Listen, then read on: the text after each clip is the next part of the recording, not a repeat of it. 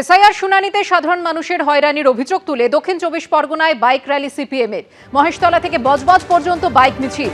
SIR প্রক্রিয়ার নামে সাধারণ মানুষকে অকারণে নোটিশ দিয়ে হয়রানি করা হচ্ছে। গণতান্ত্রিক অধিকার খর্ব করার এই প্রচেষ্টা অবিলম্বে বন্ধ না হলে সিপিএম আরও বৃহত্তর আন্দোলনে নামবে। মিছিল থেকে কমিশনকে আক্রমণ সিপিএম নেতা শমিক লাহিড়ী।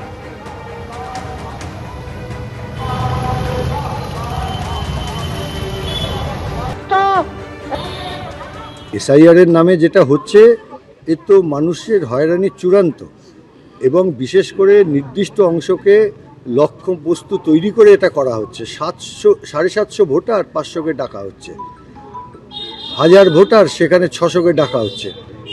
এর কোনো মানে আছে মানুষকে এইভাবে হয়রানি করার? এই গোটা পরিকল্পনাটাই হচ্ছে বিজেপি, এবং তাদের লক্ষ্য হচ্ছে গরিব প্রান্তিক মানুষ, সংখ্যালঘু মানুষ, তাদেরকে বাদ দেওয়া, এবং একেবারে সংবিধান বিরোধী কাজ করছে। তাদের কোনো অধিকারই নেই কে নাগরিক এই কথা ঘোষণা করতে।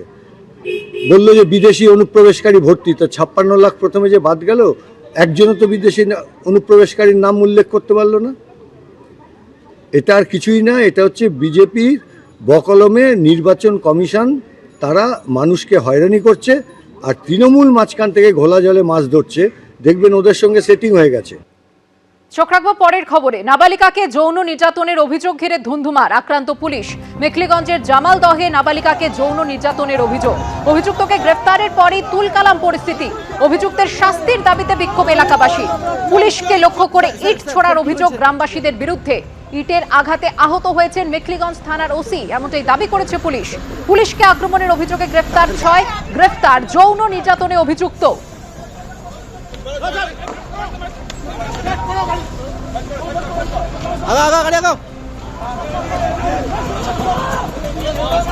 জামালদহে 12 ঘন্টার বন্ধ, শুনশান রাস্তাঘাট বন্ধ, দোকানপাট।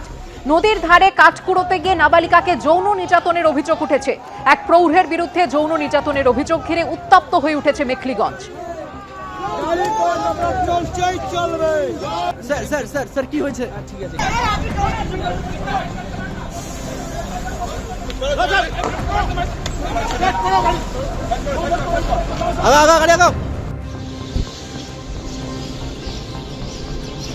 সকালের ছবি আপনারা দেখতে পাচ্ছেন। জামালদহে 12 ঘন্টার বন্ধ ডাকা হয়েছে, তারপর থেকেই সকাল থেকে রাস্তাঘাট শুনশান, বন্ধ রয়েছে দোকানপাটও।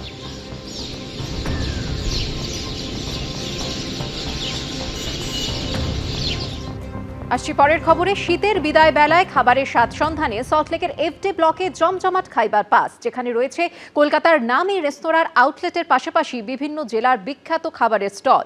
সোমবার মেলার শেষ দিন।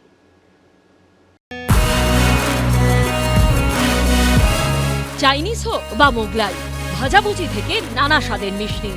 গত 12 বছর ধরে এক ছাদের তলায় নানা স্বাদের রসনা তৃপ্তির সেরা ঠিকানা এবিপি আনন্দ খাইবার পাস। এবার যার আসর বসেছে সল্টলেকের এফডি ব্লকে, চলবে প্রজাতন্ত্র দিবস পর্যন্ত। জিভে জলানা রকমারি খাবারের স্বাদ উপভোগ করতে কলকাতা ও সংলগ্ন এলাকার পাশাপাশি এসেছেন মুম্বাইয়ের প্রবাসী বাঙালি দম্পতি। কুলফি, মিষ্টি এগুলো ট্রাই হয়েছে, এখনো বিরিয়ানি, কাবাবস এসব রয়েছে। তো এক ছাদের তলায় সবকিছু। এবিপি আনন্দর খাইবার পাসে কলকাতার নামী রেস্তোরাঁর আউটলেটের পাশাপাশি রয়েছে বিভিন্ন জেলার বিখ্যাত খাবারের সব স্টল। কবি শঙ্খ ঘোষ বলেছিলেন, খাওয়া দাওয়া ব্যাপারটা নিছক শরীরের শুধু নয়, মন আর সংস্কৃতিরও। চেনা খাবারের পাশাপাশি রয়েছে নানা বিদেশি পদও, যেমন হামাচি মাছ দিয়ে তৈরি জাপানের একটি জনপ্রিয় পদ ফিশ স্টেক। মেয়ে কেক ভালোবাসে, সেই কেকগুলো কিনলো। তারপরে ওর ভালোবাসা একটা হচ্ছে আপনার মোমোটা নিল। আর বাকি আমি ঘুরে দেখে এসেছি, নেবো মাছ, তারপরে মিষ্টি, আর একটু কেনার ইচ্ছে আছে, ঘি কেনার ইচ্ছে আছে। শুক্রবার থেকে শুরু হওয়া খাইবার পাস চলবে সোমবার পর্যন্ত, খোলা থাকছে রাত 10টা পর্যন্ত। সৌমিত্র রায়ের রিপোর্ট, এবিপি আনন্দ, কলকাতা। গোটা পরিস্থিতি এখন হতাশাব্যঞ্জক। সামনেটা ভয়ঙ্কর অন্ধকার। সমাজটা দুর্নীতিতে গ্রাস করেছে, যার ফলে মানুষ বিশ্বাস, আস্থা হারিয়ে ফেলছে। এরপর কি হতে চলেছে সামনে সেটা কেউ জানে না। কি আশা করে মানুষ কাকে নির্বাচিত করবেন তাতেও মানুষ বিচলিত। প্রতিক্রিয়া সাহিত্যিক তিলোত্তমা মজুমদারের। ভোটের আগে দেখুন যা দেখছি।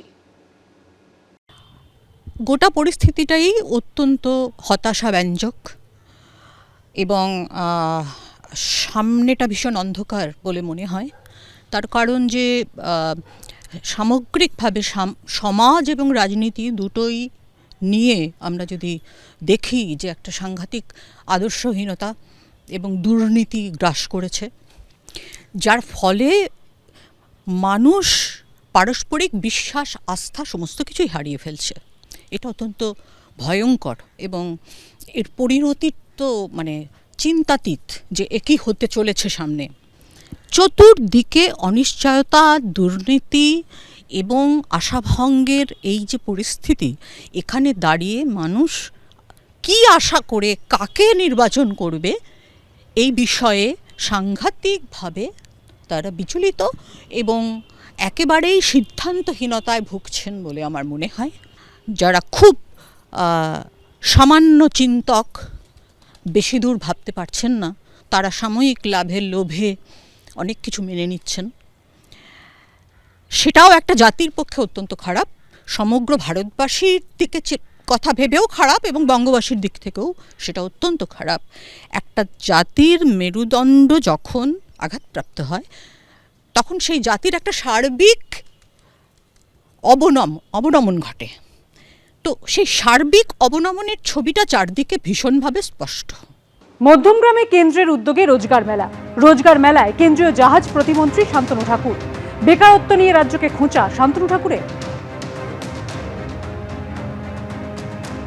৪৫টা প্লেসে ৬১,০০০-এরও বেশি নিয়োগ দেওয়া হচ্ছে। এটা হাইলাইট হওয়া উচিত, কারণ পশ্চিমবঙ্গের মতো জায়গায় যেখানে চাকরি নেই, যেখানে শিল্প নেই, শিক্ষা ব্যবস্থা শেষ, স্বাস্থ্য ব্যবস্থা শেষ, সেখানে আমার মনে হয় সেন্ট্রাল গভর্নমেন্ট কত চাকরি দিচ্ছে সেটা মানুষের নলেজে আসা উচিত। মানুষের নলেজে এলেই সেটা প্রমাণ পাবে, যাতে অন্যান্য রাজনীতি না হয় এটা নিয়ে। তাই আমার মনে হয় সঠিকভাবেই এটা করা হচ্ছে। তো সুরক্ষা তো অবশ্যই আমাদের একটা ফার্স্ট প্রায়োরিটি।